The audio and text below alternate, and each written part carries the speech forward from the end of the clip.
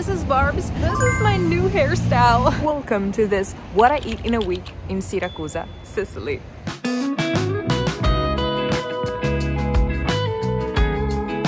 Okay, probably the shortest intro on the channel, but it totally matches the way we plunged into this food market the second we arrived in Siracusa. This is the oldest part of the town, Ortigia, which was walking distance within our hotel. So we left our luggage and literally threw ourselves into lunch to kickstart our week of eats. Everyone and their mother comes to Caseificio Borderi for their sandwiches, but let me tell you, they're so worth the hype. My boyfriend cannot eat gluten at the moment, which was no trouble since they also have gluten-free options. 10 out of 10. Arugula, tomato, parmigiano, and mackerel. This is like real mackerel, not the canned one. Mamma mia, ragazzi, how many? Wow. We took a little walk around, and you guys, it was so hot that we sweated our faces off. So we thought it was about time to go chill at the beach.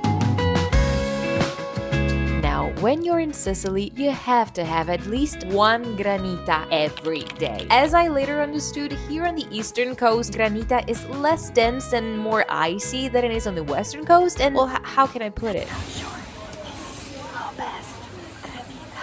Anyway, then we just relaxed, went for a swim, and basically hung out for the rest of the day.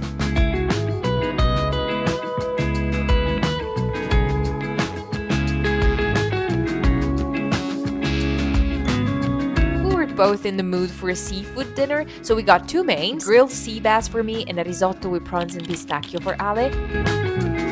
And then we shared some grilled squid, fries, and greens.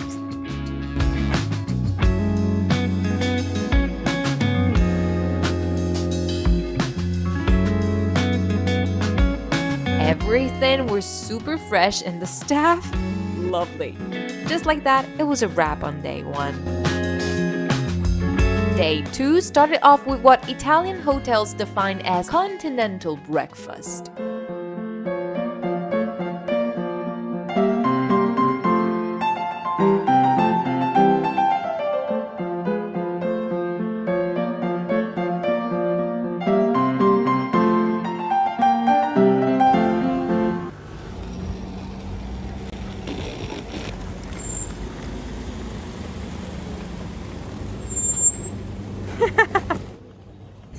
Here we are.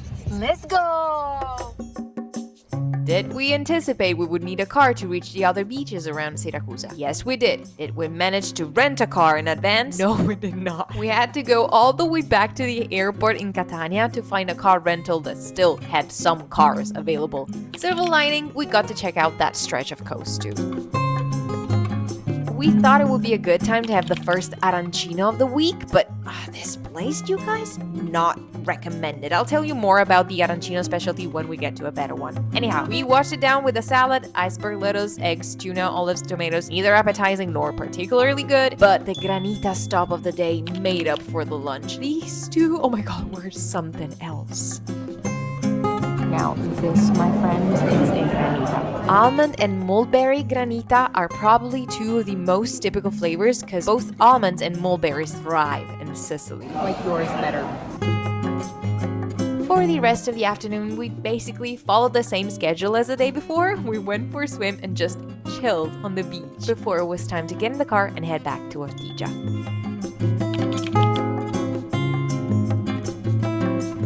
It was kind of a shame that this restaurant didn't have gluten-free pasta options because I think their pasta dishes were their forte. Paccheri with swordfish, tomatoes, cherry tomatoes, and lemons.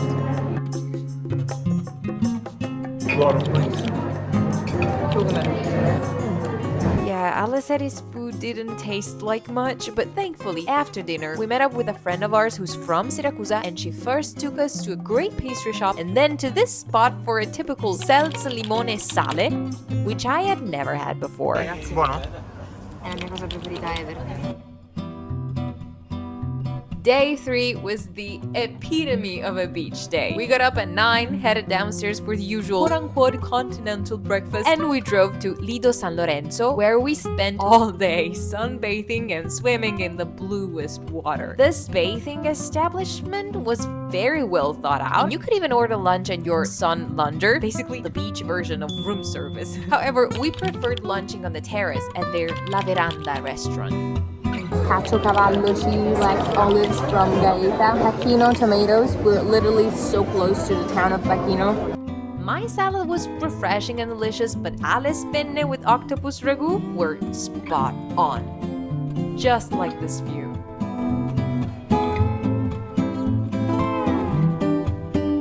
On the other hand though, today's granita, it was supposed to be a coffee granita, but that was full on ice.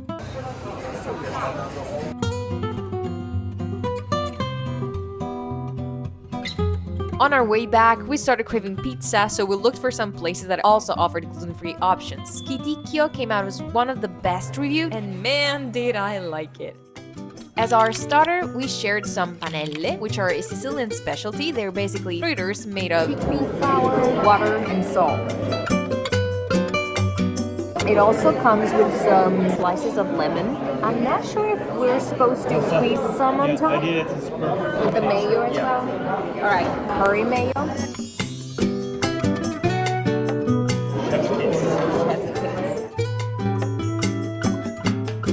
Both went with the margherita terraliva on a gluten-free base for Ale. This margherita was basically the classic tomato, mozzarella di bufala, and basil combo, plus a drizzle of the local terraliva olive oil. And you guys, that olive oil was on another level. You can even smell some hints of almonds. Delicious.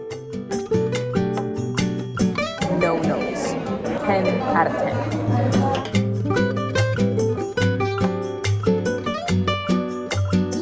That night, Ale told me that in the town of Noto, which is like a 40-minute drive from Siracusa, there was this famous cafe that he'd come to know about from an episode of the Netflix series Chef's Table Pastry. Even though the comments online absolutely smack it down, on our 4th day, we decided to go check it out anyway, so we could take the chance to stroll around Noto as well.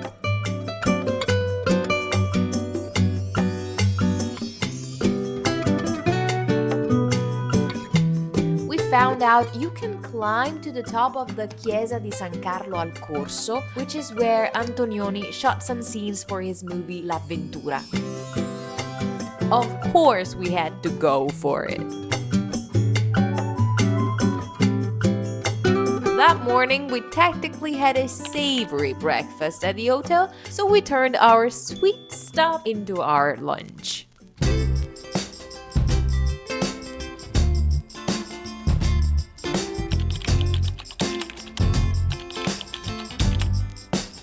To be honest, we would have gone even bigger with our order, but that stuff was pricey, you guys. Since Ale knew more about the pastry chef who runs the cafe, his story, his philosophy and stuff, I was curious to hear his thoughts, so I kindly let him have the first bite of everything we got, and then obviously I gave my snobby opinion. I don't think it really lives up to the hype. It's good. It's not that it's bad. It's good. Like, it's good it's quality. Like 7. Maybe, yeah, it's maybe. mild. Everything I tasted was a little bland. It didn't have much personality. Yeah, maybe too much sugar. Yes, and it was very, very sugary. The only thing that really stood out was the brioche. Yeah. So airy and soft and fluffy, and the sugar was very balanced. Yeah. Like the granita, in my opinion, was a very icy. Plus, I couldn't really taste the almond. The cassata was very sugary. Off camera, we tasted a little cassata in Siracusa a couple nights ago. Yeah. The ricotta, I feel it was like the better quality. And the third cake, the lemon and almond one, it was bland. In the afternoon, we headed south to Marzamemi, and as per usual, we just chilled at the beach until like past 8 p.m. We figured it was more convenient to have dinner there in Marzamemi instead of going back to Siracusa, so we started walking around and we literally stumbled upon this place where everything they made was gluten-free certified. Literal perfection. this is a proper, traditional, phenomenal arancino al ragù. Arancino is basically a breaded and deep-fried rice ball. It can be stuffed with all sorts of fillings, but ragù is the most traditional. And let me tell you, they absolutely ate with this one. I got this massive cone filled with all sorts, really all sorts of fried fish, and it was so good that we had to get a second one to share. Only this time it was frittura di calamari, so fried squid only. Couldn't have asked for a better way to end day 4.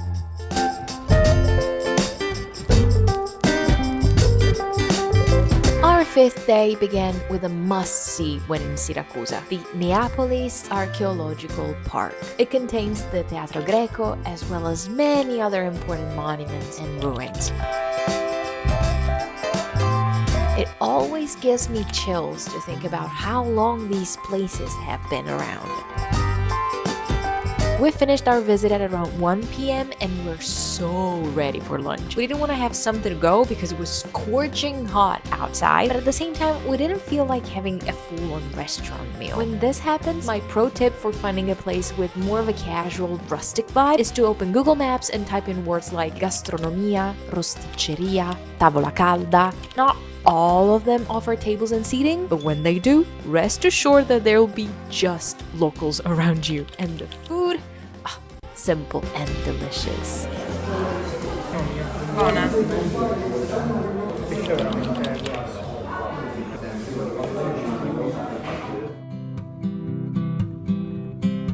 In the afternoon, we checked out the beach in Arenella and swam in what looked like the most transparent water. Then we came back when it was dinner time and decided to go for a burger. But you guys, I don't have a single clip from that dinner because it was honestly a 3 out of 10 on so many levels. So from day 5, we jumped straight into day 6, aka our last full day in Siracusa. After having breakfast at the hotel, we strolled around the city for a bit and then we went back to Marzamemi where we had lunch on the beach. The plan was to keep it light and fresh to make room for a must-have cannolo that we would get right after. Alla's salad was definitely a better choice. That pistachio cream sauce thing was not my vibe. Way too overpowering. The smoked tuna though was super high quality.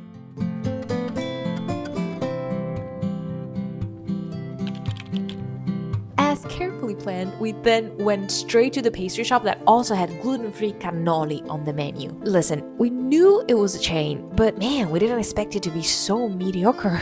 We absolutely could not end on such a disappointing note cannolo-wise, so later that night, after dinner, we tried another gluten-free cannolo from the same pasticceria our friend took us to on day 2. And what can I say? It was mind-blowing, you guys.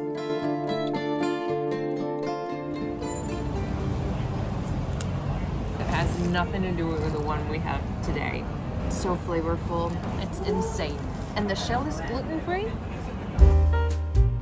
Let's rewind the tape though and let me show you what we actually had for dinner. A super typical pasta alla norma felt like the perfect way to end our trip.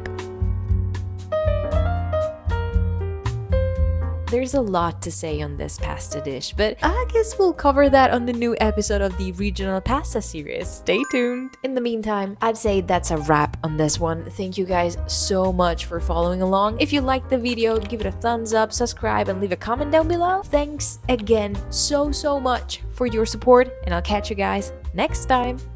Bye!